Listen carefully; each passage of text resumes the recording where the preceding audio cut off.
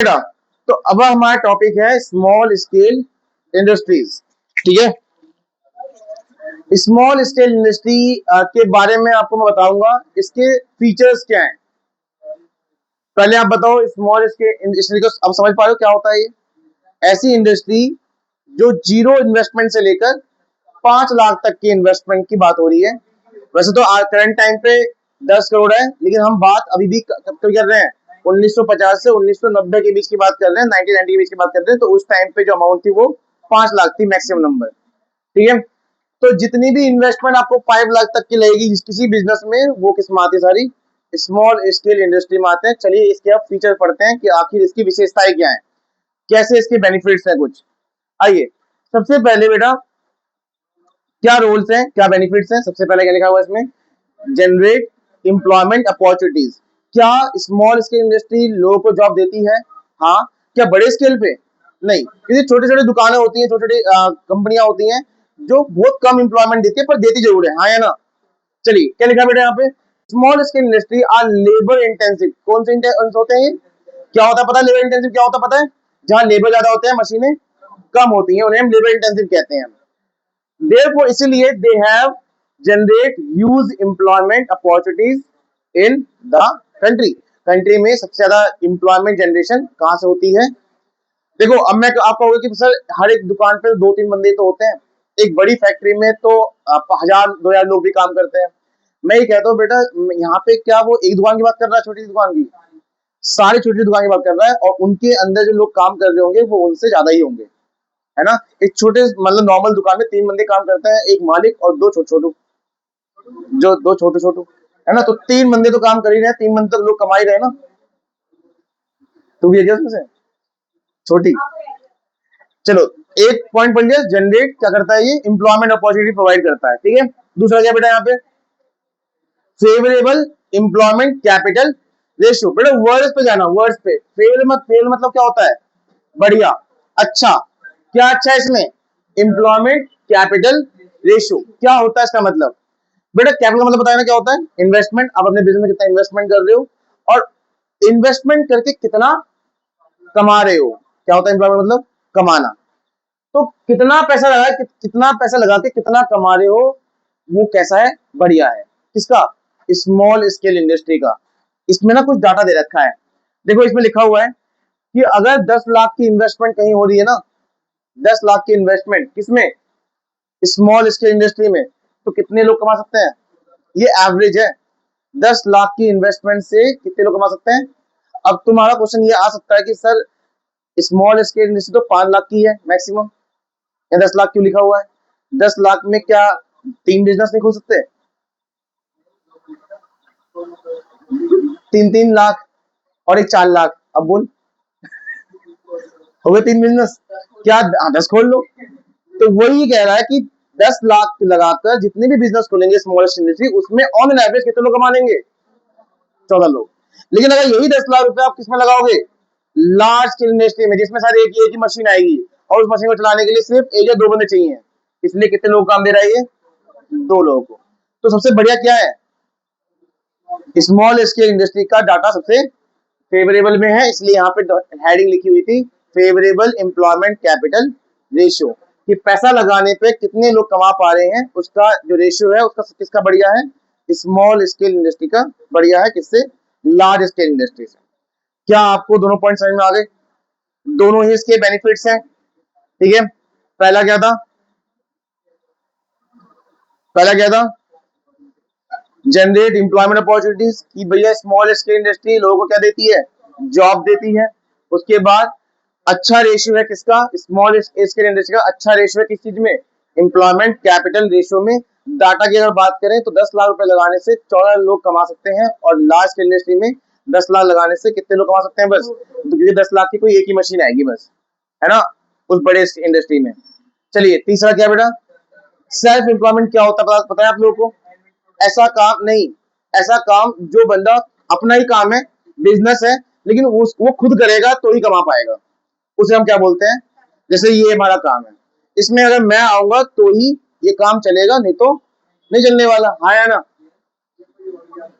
नहीं आ सकता, और शायद आएगा तो तुम नहीं आओगे, हो सकता है ऐसा, है ना?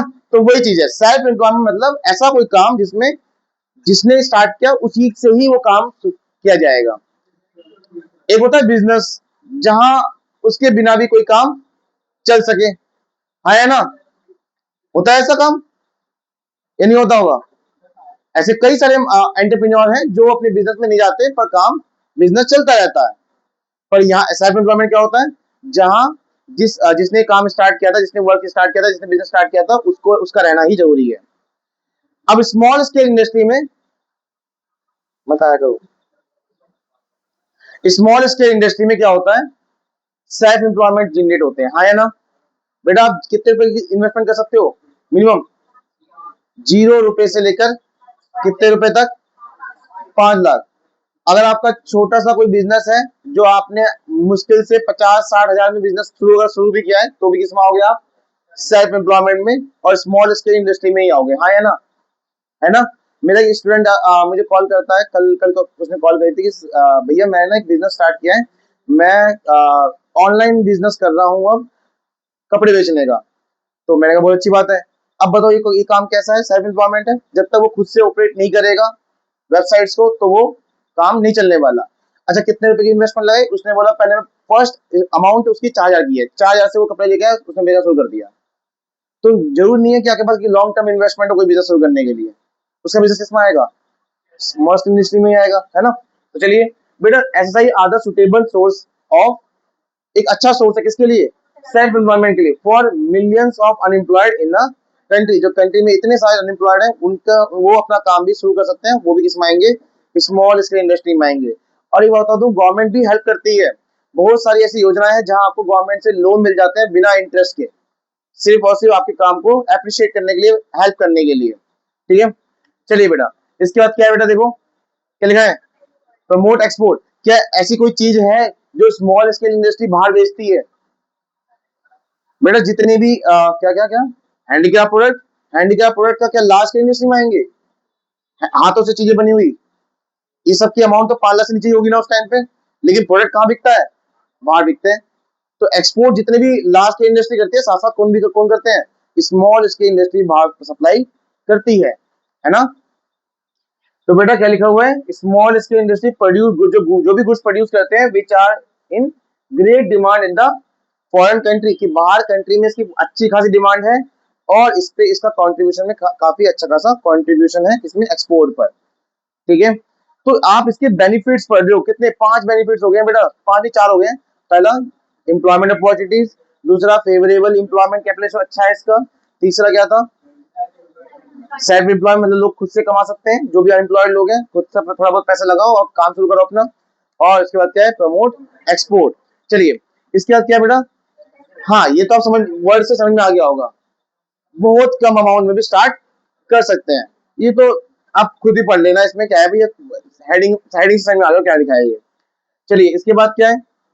प्रमोट। अच्छा हैंडीक्राफ्ट इंडस्ट्री कैसे बर्बाद किया था याद है? 1947 में ईव ऑफ इंडिपेंडेंस पढ़ा था ना हमने, कैसे बर्बाद किया गया था? इंडस लाइसेंस लगा गया, लाइसेंस वो लगा गया था, एक्सपोर्ट ड्यूटी लगा दी, सामान आप बाहर नहीं बेच पा रहे थे। ठीक है, आपको प्राइमरी प्रोडक्ट का एक्सपोर्टर बना दिया गया, मतलब रॉ मटेरियल बेच रहे थे। तो ये सब ना ऐसे बर्बाद किया गया। बाद में हमारी गवर्नमेंट आई तो उसने कहा चलो इसको इसको फिर से ग्रो करते हैं। तो स्मॉल स्केल इंडस्ट्री में ही आते हैं, कौन सी इंडस्ट्री? हैंडीक्राफ्ट इंडस्ट्री में आते हैं। तो इसको प्रमोट करना, आप इसको भी अच्छा खासा प्रमोट कर सकते हो, इस पे भी काम कर सकते हो और अपना स्मॉल स्केल इंडस्ट्री ग्रो कर सकते हैं। ठीक है, चलिए इसके बाद क्या था बेटा, बताओ इसका मतलब क्या है? समझ में आ रहा पढ़ के? Fulfil the need of medium and large industries. Medium industry और लार्ज इंडस्ट्रीज की नीड को फुलफिल करते हैं कौन? Small scale industry. कैसे बता सकते हो बेटा? अमूल जो फैक्ट्री है वो मिल्क कहां से लेके आती है? बेटा वो लेती है गांव के छोटे छोटे किसान के पास, एक एक दो दो गायें हैं, उनसे लेती है। और जिसमें ज्यादा ज्यादा भैंस और गाय हैं उनसे भी वो सप्लाई लेती है, और साथ साथ जो गांव के एक या दो किसान होंगे ना, एक या दो जिनके पास गाय होंगी, उनसे भी वो दूध सप्लाई लेती है। आपको पता नहीं होगा, आप गांव के अगर होंगे तो आपको पता होगा, छोटे छोटे गाड़ियां आती हैं गांव तक और उनसे मिल्क परचेज करके ले जाते हैं। ठीक है, अपने उस लार्ज इंडस्ट्री को क्या करने के लिए, रन करने के लिए। चलो सब छोड़ो, एमडीएच मसाला सुना है क्या? एमडीएच मसाले क्या इनके खुद के खेत हैं? तो ये छोटे छोटे किसानों से मसाले लेते हैं छोटे छोटे क्वांटिटी में और उसे जोड़कर क्या करते हैं, एक बड़ी लार्ज इंडस्ट्रीज बनाते हैं, बिजनेस करते हैं। समझ में आया? तो बड़े इंडस्ट्रीज की जो नीड है, जो डिमांड है, उसे कौन पूरी कर रहा है? Small scale industry. तो कुछ ऐसे इंडस्ट्रीज हैं जिसकी नीड कौन पूरी कर रहे हैं? स्मॉल स्केल इंडस्ट्री कर रहे हैं, उनको रॉ मटेरियल सप्लाई करके। ठीक है, जैसे मैं कहूंगा चीनी अगर लार्ज स्केल इंडस्ट्री में आता है तो उसके लिए शुगर स्मॉल स्केल इंडस्ट्री में आता है, क्योंकि बहुत सारे किसान, इतनी बड़ी इन्वेस्टमेंट नहीं होती उनकी, तो वो क्या करते हैं, वो गन्ना उगाते हैं और उसको सप्लाई करते हैं शुगर मिल में। तो स्मॉल स्केल इंडस्ट्री उनकी डिमांड को क्या कर रहा है, फुलफिल कर रहा है। ठीक है, इसके बाद क्या बेटा, investment output ratio at par with large industries. का मतलब क्या, इन्वेस्टमेंट आउटपुट समझ में आ रहा है, कितना लगाकर कितना आउटपुट प्रोड्यूस हो रहा है, और ये बराबर है किससे, लार्ज इंडस्ट्री से। बराबर तो नहीं है, थोड़ा बहुत डिफरेंस है, पर ज्यादा डिफरेंस नहीं है। यहाँ पे लिखा हुआ डाटा में, यहाँ पे बेटा, कि 48,000 रुपए अगर लगाते हो आप किसमें, स्मॉल स्केल इंडस्ट्री में, तो कितने रुपए की प्रोडक्शन हो सकती है, 1 लाख की। समझ में आ रहा है क्या मतलब क्या है? भैया आप रॉ मटेरियल कितना लेके आओगे, तो क्या उतने अमाउंट बेचोगे प्रोडक्ट को? तो 48,000 रुपए बिजनेस में लगाकर आपने कितनी प्रोडक्शन कर सकते हो, 1 लाख। किसमें, स्मॉल स्केल इंडस्ट्री में। और लार्ज स्केल इंडस्ट्री में 1 लाख की प्रोडक्शन कितना चाहिए, 43। अब कहो भैया यहाँ ये अच्छा है, बेटा ये रॉ मटेरियल है ना, रॉ मटेरियल 48,000 का क्या था, रॉ मटेरियल था ना, ये भी क्या है 43,000 का रॉ मटेरियल है ना। पर यहाँ पे इसको रन करने में क्या चाहिए, बड़ी बड़ी मशीनें तो चाहिए, वो यहाँ पे जरूरत नहीं थी, वहां थी यहाँ पे, पर यहाँ तो चाहिए ना। अब बताओ, तो ये जो 4-5 हजार का डिफरेंस है, ये बढ़िया है, कोई दिक्कत नहीं है। आप तब भी वाला बिजनेस शुरू कर सकते हैं, क्योंकि यहाँ पे 43 इसलिए लग रहा है क्योंकि आप यहाँ पे क्या क्या के पास मशीनें हैं और यहाँ मशीनें नहीं है, इसलिए तब भी इसको क्या बोला गया, ये बेस्ट है, स्मॉल स्केल इंडस्ट्री बेस्ट है। 48,000 ये सब वैसे नहीं है कि एग्जैक्ट इतना ही आए, ये सब एवरेज बेस पे अमाउंट निकाली गई है कि 48,000 पर 1 लाख तक की प्रोडक्शन आप कर सकते हो स्मॉल स्केल इंडस्ट्रीज में, जो कि ऑलमोस्ट बराबर ही है किससे, लार्ज स्केल इंडस्ट्री में। ठीक है, चलिए, तो बेटा ये सारे हो गए आपके स्मॉल स्केल इंडस्ट्री के सारे कॉन्सेप्ट खत्म। नेक्स्ट आपका जो टॉपिक है वो है इन फॉरेन ट्रेड। क्या होता है पता है, इंटरनेशनल ट्रेड, मतलब हमारा और दूसरे कंट्री से ट्रेडिंग सिस्टम कैसा था, जो कि पहले बर्बाद किया गया था, अब दोबारा से कैसे ठीक किया गया, उस खत्म हो जाएगा।